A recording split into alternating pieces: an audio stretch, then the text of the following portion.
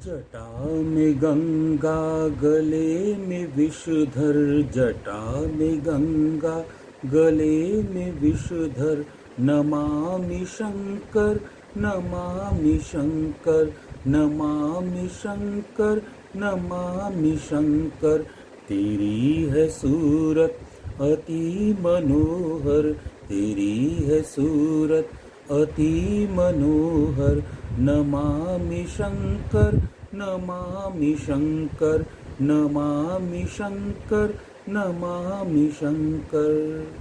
बोल शंकर भगवान की जय। सभी का एक बार फिर स्वागत है। संक्षिप्त जो हमारा शिव पुराण का महात्म्य चल रहा है, उस महात्म्य में द्वितीय प्रकरण चल रहा है, रुद्र संहिता सती खंड जिसको कहते हैं, वो चल रहा है। उसका आज हमारा 18वां अध्याय पूर्ण हो चुका है। अब 19वां अध्याय हमारा आज है।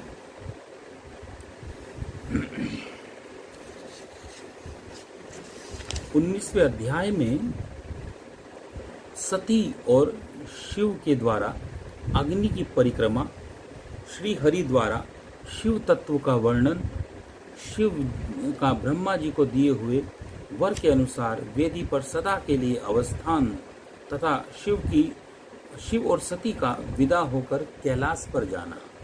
बोल शंकर भगवान की जय। बोलो दीनों के नाथ की जय। बोल भक्त वत्सला पार्वती माता की जय।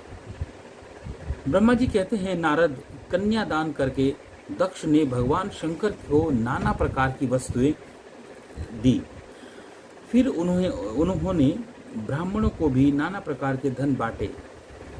तत्पश्चात लक्ष्मी सहित भगवान विष्णु शंभु के पास आए, हाथ जोड़कर खड़े हुए और यूं बोले, देवादेव महादेव, दया सागर, प्रभो, तात, आप संपूर्ण जगत के पिता हैं और सती देवी सबकी माता हैं। आप दोनों सत्पुरुषों के कल्याण तथा दुष्टों के दमन के लिए सदा लीला पूर्वक अवतार ग्रहण करते हैं। यह सनातन श्रुति का कथन है। आप चिकने नील अंजन के समान शोभा वाली सती के साथ जिस प्रकार शोभा पा रहे हैं, मैं उससे उल्टे लक्ष्मी के साथ शोभा पा रहा हूँ। उससे उल्टे मैं नील वर्ण लक्ष्मी के साथ शोभा पा रहा हूँ, अर्थात सती जो है वो नील वर्णा है और आप गौरवर्ण हैं। उससे उल्टे मैं नील वर्ण हूँ तथा लक्ष्मी गौरवर्णा है। नारद, मैं देवी सती के पास आकर ग्रह्य सूत्रोक्त विधि से विस्तार पूर्वक सारा अग्नि कार्य कराने लगा। मुझ आचार्य तथा ब्राह्मणों की आज्ञा से शिवा और शिव ने बड़े हर्ष के साथ विधि पूर्वक अग्नि की परिक्रमा की। उस समय वहाँ बहुत अद्भुत उत्सव का आयोजन था, वह मनाया गया। गाजे बाजे और नृत्य के साथ होने वाले वह उत्सव में सबको बड़ा सुखद एवं मंगलमय जान पड़ा। तदंतर भगवान विष्णु बोले, सदाशिव, मैं आपकी आज्ञा से यहाँ शिव तत्व का वर्णन करता हूँ। समस्त देवता तथा एक दूसरे मुनि अपने मन को एकाग्र करके इस विषय को सुने। भगवान, आप प्रधान और अप्रधान, प्रकृति और फिर उससे अतीत हैं। आपके अनेक भाग हैं, फिर भी आप भाग रहित हैं। ज्योतिर्मय स्वरूप वाले आप परमेश्वर के ही हम तीनों देवता अंश हैं। आप कौन हैं, मैं कौन हूँ और ब्रह्मा कौन है? आप परमात्मा के ही ये तीन अंश हैं जो सृष्टि, पालन और संहार करने के कारण एक दूसरे से भिन्न भिन्न प्रतीत होते हैं। आपने स्वयं ही लीला पूर्वक शरीर धारण किया है। आप निर्गुण ब्रह्म स्वरूप रूप से एक हैं। आप ही सद्गुण ब्रह्म हैं और आप ही हम ब्रह्मा, विष्णु तथा रुद्र तीनों आपके हम अंश हैं। जैसे एक ही शरीर के भिन्न भिन्न अवयव मस्तक, ग्रीवा आदि नाम धारण करते हैं, तथापि उस शरीर से भिन्न नहीं हैं, उसी प्रकार से हम तीनों अंश आप परमेश्वर के ही अंग हैं, जो ज्योतिर्मय आकाश के समान सर्वव्यापी एवं निर्लेप स्वयं ही अपना धाम पुराण कुटस्थ अव्यक्त अनंत नित्य और दीर्घ आदि विशेषणों से रहित निर्विशेष ब्रह्म हैं। वही आप हैं, शिव हैं, अतः आप ही सब कुछ हैं। ब्रह्मा जी कहते हैं, मुनीश्वर भगवान विष्णु की यह बात सुनकर महादेव जी बड़े प्रसन्न हुए। तदंतर उस विवाह यज्ञ के स्वामी यजमान परमेश्वर शिव प्रसन्न होकर लौकिकी गति का आश्रय लेकर हाथ जोड़कर खड़े हुए और मुझ ब्रह्मा से प्रेम पूर्वक बोले। शिव ने कहा, ब्रह्मन, आपने सारा वैवाहिक कार्य अच्छी तरह संपन्न करा दिया। अब मैं प्रसन्न हूँ। आप मेरे आचार्य हैं, बताइए आपको क्या दक्षिणा दूँ। सुरज्येष्ठ, आप उस दक्षिणा को मांगिए महाभाग। यदि वह अत्यंत दुर्लभ हो तो भी उसे शीघ्र कहिए। मुझे आपके लिए कुछ भी अदेय नहीं है। मुने, भगवान शंकर का यह वचन सुनकर मैं हाथ जोड़ विनीत चित्त से उन्हें बारंबार प्रणाम करके बोला, देवेश, यदि आप प्रसन्न हो तो महेश्वर, यदि मैं वर पाने के योग्य हूँ तो प्रसन्नता पूर्वक जो बात कहता हूँ उसे आप पूर्ण कीजिए।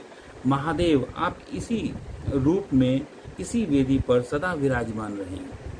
इससे आपके दर्शन से मनुष्य के पाप धुल जाएंगे। हे चंद्रशेखर, आपका सानिध्य होने से मैं इस वेदी के समीप आश्रम बनाकर तपस्या करूं। यह मेरी अभिलाषा है।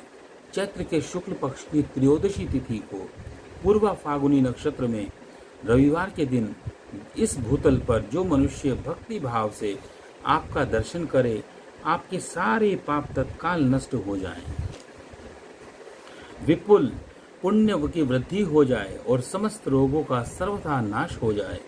जो नारी दुर्भगा हैं, वंध्या हैं, कानी हैं अथवा रूपहीन हैं, वह भी आपके दर्शन मात्र से ही अवश्य निर्दोष हो जाए।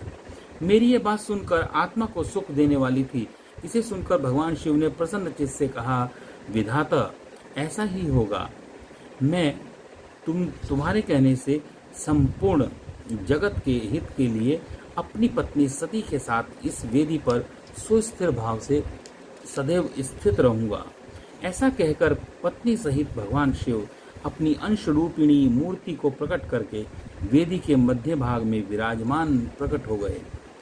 तत्पश्चात स्वजनों पर स्नेह रखने वाले परमेश्वर शंकर दक्ष से विदा ले अपनी पत्नी सती के साथ कैलाश जाने को उद्यत हुए। उस समय उत्तम बुद्धि वाले दक्ष ने विनय से मस्तक झुका, हाथ जोड़ भगवान वृषभध्वज की प्रेम पूर्वक स्तुति की और भगवान विष्णु आदि समस्त देवताओं, मुनियों और शिवगणों ने नमस्कार पूर्वक नाना प्रकार की स्तुति करके बड़े आनंद से जय जयकार किया। तदंतर दक्ष की आज्ञा से भगवान शिव ने प्रसन्नता पूर्वक सती को वृषभ की पीठ पर बिठाया और स्वयं भी उस पर आरूढ़ होकर वे प्रभु हिमालय पर्वत की ओर चल पड़े। भगवान शंकर के समीप वृषभ पर बैठी मां सती वृषभ पर बैठी हुई मां सती अपने नील श्याम वर्ण के कारण चंद्रमा में नीली रेखा के समान शोभा पा रही थी। उस समय नव दंपत्ति की शोभा देख श्री विष्णु आदि समस्त देवता, मरीचि आदि महर्षि तथा दूसरे लोग ठगे से रह गए, हिलडुल भी न सके तथा दक्ष भी मोहित हो गए। तत्पश्चात कोई बाजे बजाने लगे, कोई मंगल गीत गाने लगे। कितने ही लोग प्रसन्नता पूर्वक शिव के कल्याणमय उज्जवल यश का गान करने लगे, उनके पीछे पीछे चलने लगे। भगवान शंकर ने बीच रास्ते से दक्ष को प्रसन्नता पूर्वक लौटा दिया और स्वयं प्रेमाकुल होकर प्रमथ गणों के साथ अपने धाम को चल पड़े। यद्यपि भगवान शिव ने विष्णु आदि देवताओं को भी विदा कर दिया, तो भी वे बड़े प्रसन्नता और प्रसन्न चित्त भाव से भक्ति के साथ पुनः उनके साथ ही हो लिए। उन सब देवताओं प्रमथ गणों को अपनी पत्नी सती के साथ हर्ष भरे शंभु हिमालय पर्वत से सुशोभित अपने कैलाश धाम में जा पहुंचे। वहां जाकर उन्होंने देवताओं, मुनियों तथा दूसरे लोगों का बहुत आदर सम्मान करके उन्हें प्रसन्नता पूर्वक सभी को विदा किया। शंभु की आज्ञा ले वे विष्णु आदि सभी देवता तथा मुनि नमस्कार और स्तुति करके मुख पर प्रसन्नता की छाप लिए अपने अपने धाम को चल दिए। सदाशिव का चिंतन करने वाले भगवान शिव भी अत्यंत आनंदित हो हिमालय के शिखर पर रहकर अपनी पत्नी दक्ष कन्या सती के साथ विहार करने लगे। सूत जी उवाच, सूत जी कहते हैं, मुनियों, पूर्व काल में स्वयंभू मनवंतर में भगवान शंकर और सती का जिस प्रकार विवाह हुआ वह सारा प्रसंग मैंने तुमसे कह सुनाया है। जो विवाह काल में यज्ञ अथवा किसी भी शुभ कार्य के आरंभ में भगवान शंकर की पूजा करके शांत चित्त से इस कथा को सुनता है, उसका सारा कर्म तथा वैवाहिक आयोजन बिना किसी बाधा के निर्बाध गति से वो पूर्ण हो जाता है। इस शुभ उपाख्यान को प्रेम पूर्वक सुनकर विवाहित होने वाली कन्या भी सुख, सौभाग्य, सुशीलता, सदाचार आदि सद्गुणों से युक्त हो जाती हैं और वह कन्या स्त्रियां बनती हैं और उसके बाद वह पुत्रवती होती हैं। इति श्री रेवाखंडे शिव महापुराण महात्म्य नामम रुद्र संहिता 12 अध्याय सती प्रकरण। इस प्रकार यह संपन्न हुआ। अध्याय 19 और 20 हमारा संपन्न हुआ।